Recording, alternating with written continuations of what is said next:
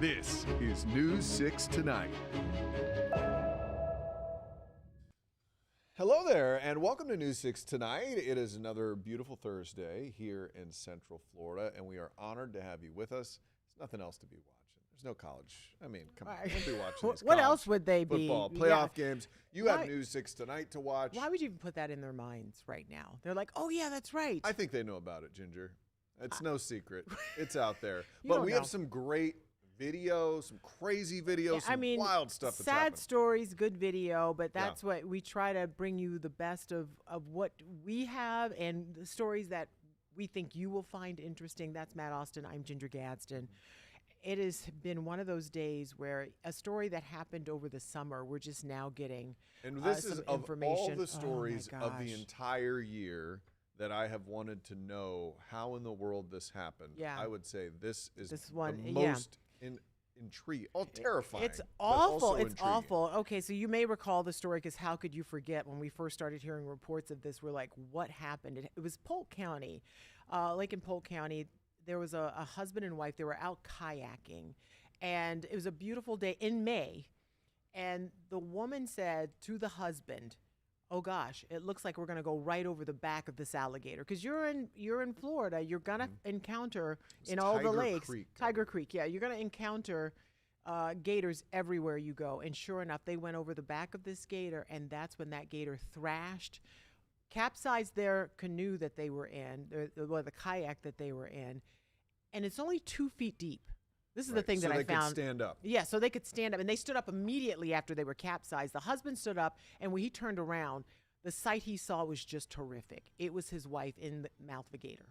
And he said, what did he say about her face? She just looked kind of Dazed, stunned? confused, yes, like Yeah. she didn't know what was going on because her whole torso Just in was shock. And I'm trying to be respectful of how I describe this story because that's someone's loved one, and Absolutely. this man had to endure all of that. But it's a 56-page report that they released on what actually happened that day on that lake. And by the time you get to page 5 or 6, you have a pretty good idea of how gruesome and grim everything really was. So first I want to show you the gator that we're talking about. It's an 11-foot, a skosh over 11 and a half? 11 foot long. Yeah, there it is. And it was just a beast of a gator. How in the world that you tackle something like that? But that's what her husband did when he Tried to pry its mouth tried to open. pry it open. And if you know the bite pressure of a gator, we've done stories on it before. It could crush a bowling ball, Yeah. and it is just horrific for this poor husband what he had to go through to try. And he did. She was released for a brief moment.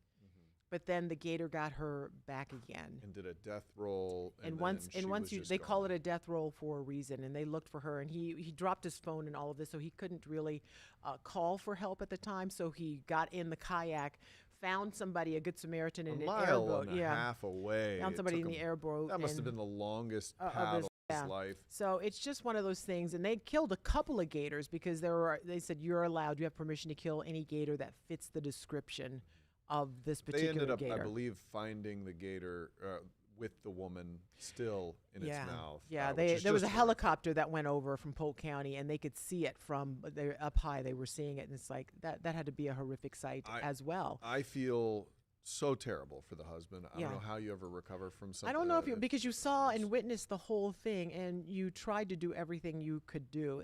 What I will tell you is that if you live in Florida and you're in a body of water in Florida, you're going to encounter an alligator, and attacks are pretty rare. We get reports of like 7 to 8 a year. It's a death, And a death that is is very, very very rare. rare. Yeah. In fact, there was one gator death all of last year in the entire state of Florida, and there were like 1.3 million alligators in the state of Florida. And the death that was reported is the one we're talking about now, the Right. 61-year-old woman in So, Polk so County. we were talking about this in the meeting today, and I think this is important to discuss. Okay, if for some reason you are attacked by a gator, what the gator experts that you and I At have Gatorland both talked have to, said, yeah, they Savannah tell you Bone. don't go for the eyes. Like you would think, you would try to pry open the mouth. You're never going to You're never pry gonna open do the that. mouth. You might try to poke them in the eyes to Nope. distract them. They've Their got 3 eyes- lids. Their eyes go down into this sinks into their skull, Yeah. so they're protected. The only thing that can possibly save you, they say, is if you stick your fingers in their nasal passages Yeah. and just dig them in there. They Yeah. can't breathe. And imagine somebody sticking their fingers all up in your nose. You Yeah. would probably let go. And that happened to a girl in Moss Park years ago. Oh, I remember that, yeah. Young girl. They were out camping at Moss Park. Saved her life. Gator grabbed her, and she knew to stick her fingers in the nose, and it released, and she got away. Yeah, it's because if you're just pounding on that gator, you're just pounding on armor. It's Yeah. not going to feel that. Right. It's not going to They feel are that. just, but beasts, we yeah. are sincerely sorry that this woman lost her life and that her husband had to witness such a horrific thing. But he did all he could Terrible. to Yeah, save her. Yeah, terrible. but we just wanted to yeah. give you the report because we always say, oh, we'll follow up when we figure out exactly what happened. And they released that report. FWC did. We also had some issues in space today. You know, Also we covered the unusual. Space Coast very closely. Well, for the first time ever, NASA is actually calling some astronauts home early. In the 25 years that the space station has been floating up above the Earth because of a medical issue. So we got word of a canceled spacewalk, which 2 Americans were supposed to go on that spacewalk. They were going to leave the ISS, go outside, do some repairs, do some maintenance or whatever. And they canceled it sort of suddenly. And it turned out we don't have a lot of details about this medical condition. I don't Turns think out there's HIPAA in space, too. Yeah, right. HIPAA works all across the galaxy. But I don't think you can get sick in space. It's not like they caught the flu because there's only a few of them up You there. can. I was reading something on one of the missions where everybody got a cold, and then they had to change the protocol, and I think that's probably when they started quarantining people. You know, they get quarantined. I know they get quarantined Yeah, before. yeah. And so, But but they I'm all- saying, like, if you're all on there and nobody's sick, How do you get sick? you can't get sick, How right? do you, So you're not going to catch a bug. who knows if you know what's going on? You Yeah. could have something going on with your heart. You could get a broken leg. I don't know, but the doctor said in the press conference today that he wanted to get this astronaut basically in his physical presence to be able to examine him. It's not emergent. Sounds like the astronaut's going to be fine. They said the person is stable. Yes, that's right. Whoever it is. So let's listen to the NASA administrator. This is Jared Isaacman. It's not an emergency deorbit. We retain the capability to bring astronauts home in a matter of hours if necessary.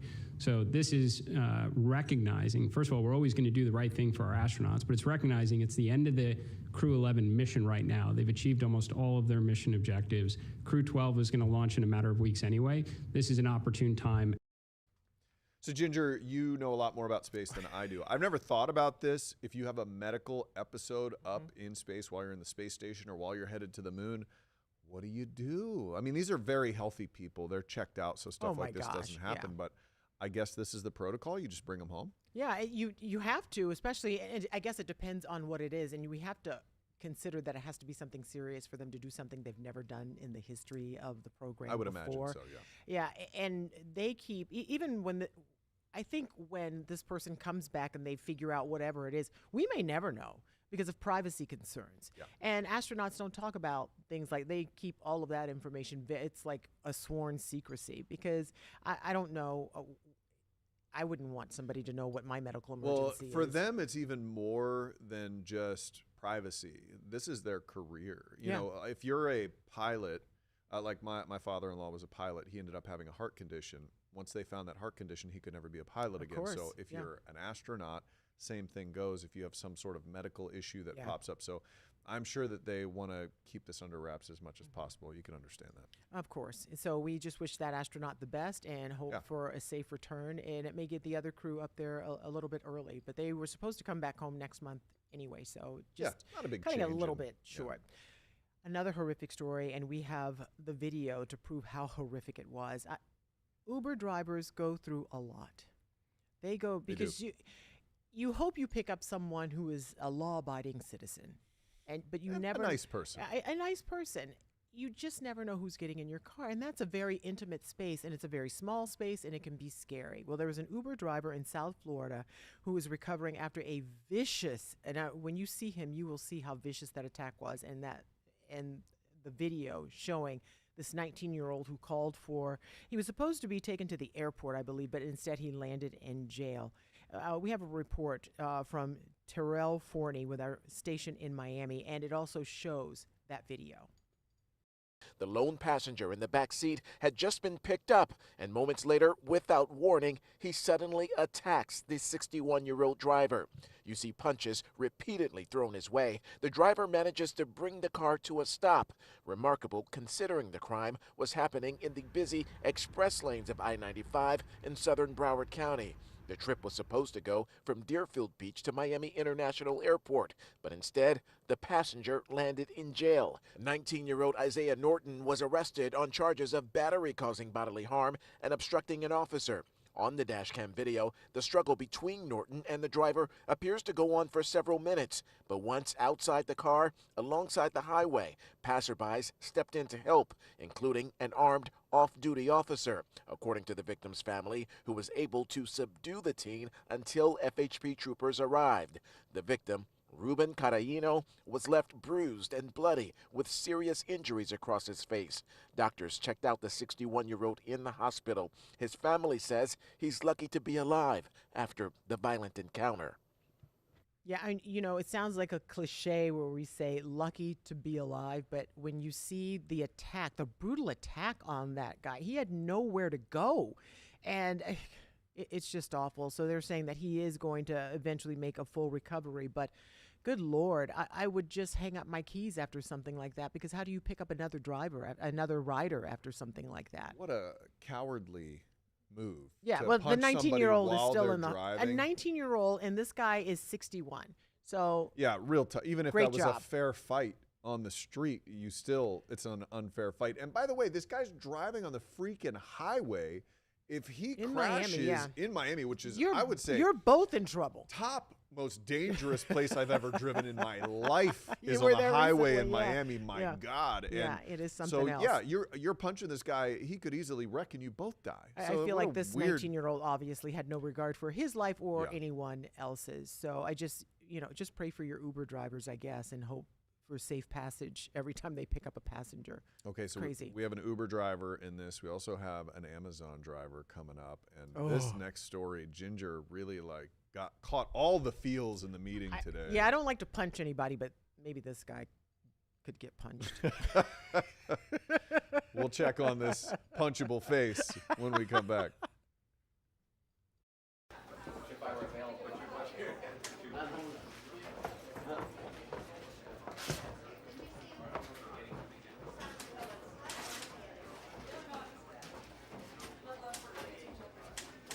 Yeah, and he got the link from the shirt just a little while ago, I think. So we'll make sure we have that for News 6 tonight. Hey, thanks for stopping by. We know you're busy, but news doesn't stop, and neither do we. That's right. And this is News 6 Tonight, where we leverage this entire busy newsroom with our community correspondents, our producers, our content desk, and then we filter through that. We have a casual conversation about the news that impacts Central Florida. Yeah, we live here in the community, and we rely on you for our neighborhood network because you're our eyes and ears as well, and we can't do it without you. So you can watch us all over the place, YouTube, News 6 Plus app, and clickorlando.com. While you're here, feel free to engage. Let us know who you are and where you're from.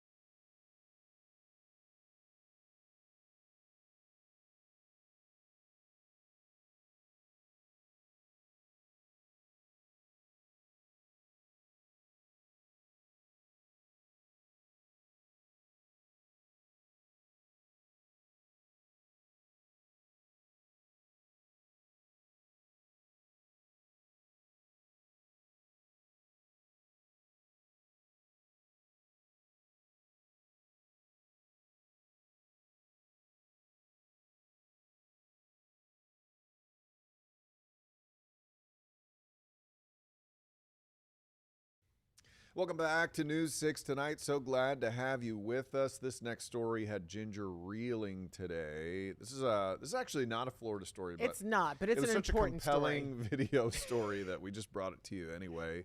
So there's a family in Texas says their Amazon driver dropped off a package, but picked up another one. picked up a puppy. Oh. Their cute little Chihuahua, apparently. So surveillance video, we'll take a look at that. This is from December 17th. Shows a guy, he delivers the package, and then he starts petting two puppies. Yeah, one and followed then- him out to the truck. And he just scraps it, sticks it in the truck. Now, the family, they were terrified. They thought a wild animal actually took their little Chihuahua. They were devastated. And then they checked the footage, and they found out, It's a wild man. this is our freaking delivery guy who just walked off. Chihuahua puppies are expensive. All puppies are expensive these days, but a purebred little teacup Chihuahua like that, Yeah. very pricey. And this family is just devastated that their Chihuahua. Amazon was quick to say that, hey, this is a third-party driver, not one of, Hey, not no, one of our not guys. our guy. Which I understand why you would want to distance yourself from someone who would steal a puppy. What are you doing? What are you doing? This family. Low and then point. the thing that is disturbing to me is that there are two of them, so they're probably a bonded pair. And if you know anything about animals, the other little one is probably devastated tonight as it waits for its little companion to be found. Yeah. Listen, I was on my way to book a ticket to Texas to help look for this puppy. It's just, people just do better. Yeah. I hope they find it. I hope he has the heart to come back and drop the puppy off. Well, I mean, they're going to know who this guy is if they haven't Yeah, found him so already. they're it's pretty going to, obvious. but Yeah, they're still, gonna find him. just give up the puppy and then everything will What be a fine. messed up situation. Take somebody's dog. Ugh, I know, it's awful. you got problems. Okay, here's another story that I loved lunch in school. I excelled in that. I excelled in physical education, as you can see. You were a real physical specimen in school. Got it? But recess ends for kids in elementary school. You don't get recess in middle school. Fifth right? grade. After fifth grade, you don't get it in You're Florida. no playtime. No playtime. Well, a state representative, I think her name is Paula Stark, she says she's so happy to introduce this bill for the next legislative session where a recess would be extended for kids up until the 8th grade. And not only for kids in the 8th grade, but some kids had a hand in bringing this bill to her attention and having this idea presented as a bill. So here's our community correspondent, Alex Cook, with how it all plays out. Mandatory recess at Florida schools through 8th grade. That recess requirement was already in place through 5th grade, and those students that drafted the bill say even adults get breaks throughout the day, and they think having this time to decompress in the middle of their school day should benefit everyone. We believe that kids should also have a time to have a break and just decompress, relax, take a breather from everything that's been happening during school. Florida Representative Paula Stark says she was thrilled to announce she filed the bill for the 2026 legislative session, posting on social media, "Recess isn't just play. It boosts focus, reduces stress, and supports physical and mental health. Our middle schoolers deserve this break too." It's the winning proposal from Stark's annual Build a Bill competition in Osceola County, where middle school students learn how to draft and pitch legislation. Carly, Lucy, and Elsmar.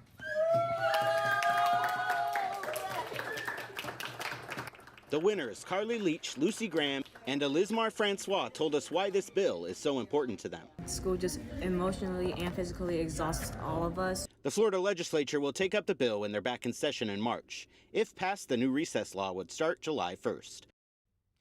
And Alex says he is going to catch up with those 3 students because I would like to meet those 3 future leaders because that's what we're doing here in Florida. I feel pretty good about our future if those kids are. What'd you do in recess? Do you remember? What did I do? Yeah, what'd you do? You remember? Run around? I did. I'm from South Carolina, so we had a giant slide that we all liked. It's probably a metal one. It Like, got and real in the hot in the sun. so there's some of my skin on that slide. I'm pretty sure. But the monkey bars, and we had this other thing where it's a round thing and you push kids. Like, I don't know if they even make that anymore. Yeah, the thing you push. Well, it seems dangerous now. All the things on the playground when I was growing up dangerous now. was yeah. meant to kill us. So lame. All right, Jonathan Kegas, he was chasing around girls at recess and back in his day. Elementary school. That wasn't even that Jonathan? long ago. Kegas, what did you do at recess? Kickball was a big thing. There was also like an area outside of the teachers' aides view that we would always try to hide. It was off limits, but like that was our little group. We would hide behind this little hill. we got caught a lot. Go figure. Kept going yeah. to the same place. Same he was always place, yeah. checking out It's the not like it's gonna clouds. He move. was always like, "Is that a cumulonimbus That's or right. a cirrostratus? What is this thing?" And right now we've got some really, really thick stuff out there, guys. It's some low-level fog out there. I want to show you this. This is a live look from Marineland. We were watching the fog come in at 6 o'clock tonight. It's starting to get closer and closer inland. That is going to be, or further and further inland, I should say. That is going to be what we're going to watch overnight. It's going to come in from the Atlantic and just kind of work towards the I-4 corridor. Then once that burns off, we're going to be talking about near record heat. Then once that goes away, we're going to be talking about another round of cold coming in and maybe our best shot of rain in a while later on. So there is a lot to break down coming up tonight at 9:30. So we're going to walk you all through it and have some fun doing it. Always. Good deal. All right, Jonathan, we'll see you at 9:30, and we're going to figure out what Matt did during recess because he was really curious about everybody else. What did you do during recess? I was chasing around this some friend, or messing around or something. I don't remember, honestly. I don't know how when people say I remember my second grade teacher, I'm like, you don't remember what? yesterday. I don't remember. You don't remember I don't an remember what I had elementary for school lunch teacher? today. What? I remember my third grader, Miss McParland. She was great, but Okay. The ones who make a difference. Yeah. Okay. Not many other ones. All right. let's on the other side of this break, we're going to talk about an interesting superstition that's probably driving some neighbors crazy. But it's working. Be right back. Welcome to News 6 Tonight. We are so thankful that you're joining us here wherever you found us. Yeah, you know what this tells me? If you have made this your new streaming destination, it tells me you're smart. Also, good looking. Because you chose to watch the news in a different way. That makes you really smart. Anybody can give you the news from a teleprompter or an old newspaper. We do it in a fresh new way. That's right. So check us out wherever you like to stream. We have this app for your TV, News 6 Plus. You can find it on Roku and Amazon and whatever your smart TV is cooking. So thank you. We would love to hear your comments down Oh my below. gosh. Yeah. And then we'll show them. Yeah, we will. News 6 Plus. The plus is you. Ooh.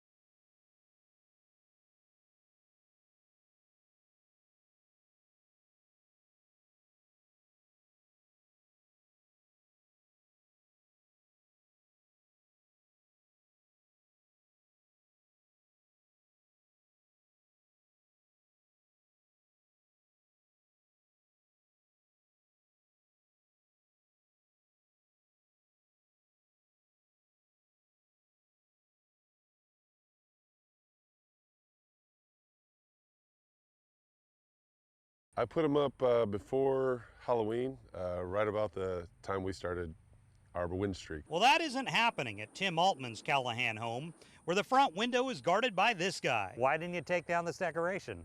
Well, we kept winning, and I'm not superstitious, but I'm a little stitious. He named the skeleton Skellen Quinn. He did this years ago. It has no relation to the Jaguars. But this year, Altman decided to add an old Jaguars jersey. Well, I'm a big boy, so that was actually my old jersey. Wait, that's your jersey? That's one of my old jerseys, yeah. Plus, a huge football. What was happening when you tried to put a regular-sized football in there? He looked tiny. Ever since Skellen Quinn, who may be frightening to some, went up, what frightens him a lot more is taking it down, and the Jaguars lose. And hopefully, he'll still be up at Valentine's Day. Up if they win the Super Bowl, it's going to be up all the way through. Yeah, it's never coming down. So and they might do it. This is a good-looking team. They are really, really good. I was nervous the other day when that woman was she was squatting Trevor Lawrence. I was like, don't you drop him. He's very important right now. They need him. Very important. Yeah, very good player. I bet he has some superstitions. Hey, thank you for watching us tonight on News 6 tonight. It hasn't been the easiest run tonight, but you're a true professional. What he's trying to say is, we love you. Thank you for sticking with us. See you tomorrow.